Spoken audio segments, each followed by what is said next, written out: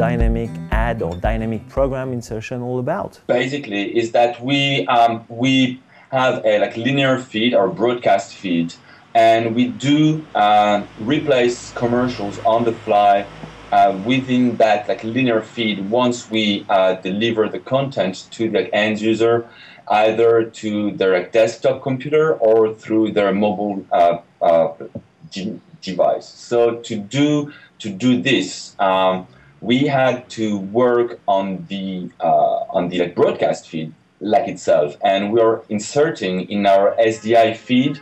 We're inserting SCOTI triggers, SCOTI 104, that gets translated into other SCOTI messages, where we declare where a program starts and where a program ends.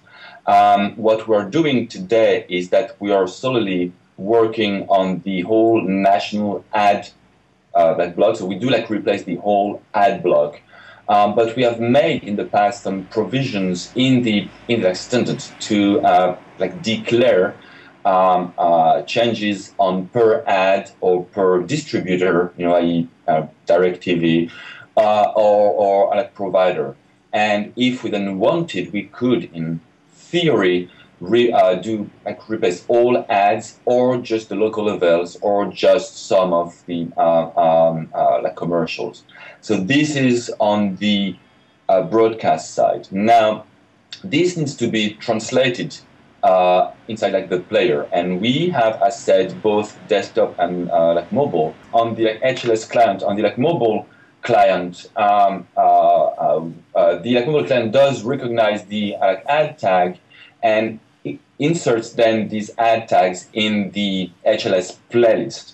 So that then gets translated, interpreted by our video player, that then goes to our ad provider and does fetch the commercials and replaces the commercials in our linear streams.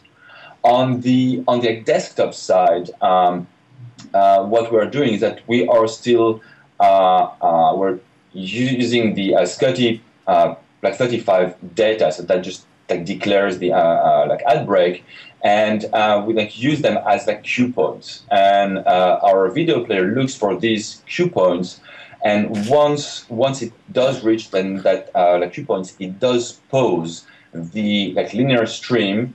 It does then serve all of the ads that have been downloaded, pre-fetched. And at the end of the ad pod, where we have the timing, our video player does seek in the linear stream and resumes and restarts where it should do it. What we do is that we just do a straight call to our ad vendor, and ads are just played and replaced. So this is the way we do it today.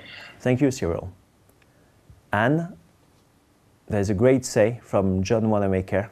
Half the money I spend on advertising is wasted, but I don't know which half.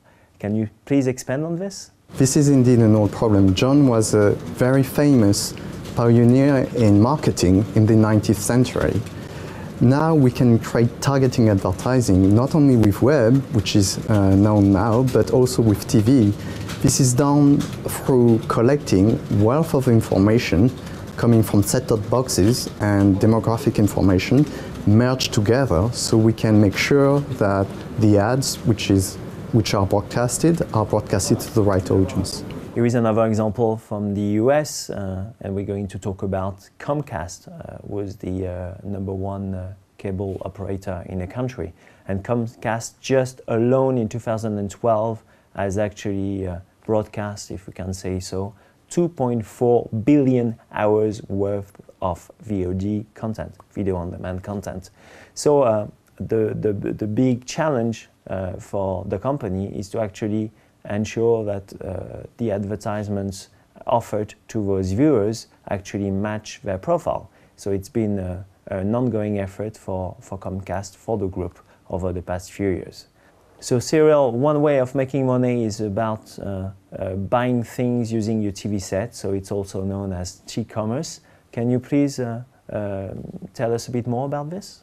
We have been looking into e-commerce like over the last few years on a technical standpoint, and I've been like working with some TV set tech manufacturers. Well, a good example is during the 2013 Super Bowl in US, there was an interactive ad campaign during the break carried out on Samsung TV sets, and they were advertising underwear from the football player David Beckham. And the brand was H&M, and you actually could buy this underwear at the break on your TV set. So a success story, another wow effect, but how can we carry this out on an ongoing basis? The technology has been relying on ACR, or automatic content recognition, and since 2009 we've been looking into this through 3 or 4 large TV makers here, in the US, that have made available a kind of toolkit.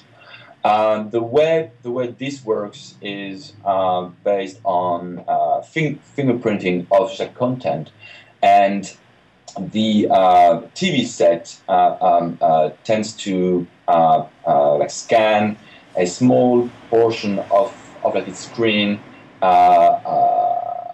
every few seconds, every 1 to 5 seconds, creates a kind of hash out of fingerprints, sends it back to its home server, and can determine what program is currently being played, being then watched.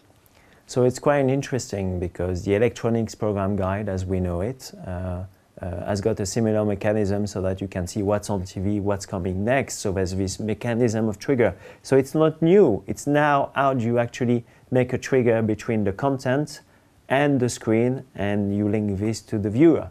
One of the reasons why we're using fingerprint and not watermark here is that for a lot of US broadcasters, we're not allowed to add anything to our TV signal, to our broadcast signal, due to agreements in place with cable providers. So, not being able to add something to it, we had to find a way to just derive the data from the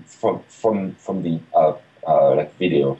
So once the fingerprint is analyzed, and once the match is then found, you can then find out, it is TNT, it's 9 p.m. We're Monday, it's the first run of the show, and we can then launch an app, which can be an HTML5 app or web page, and at that point, the interactivity really then starts.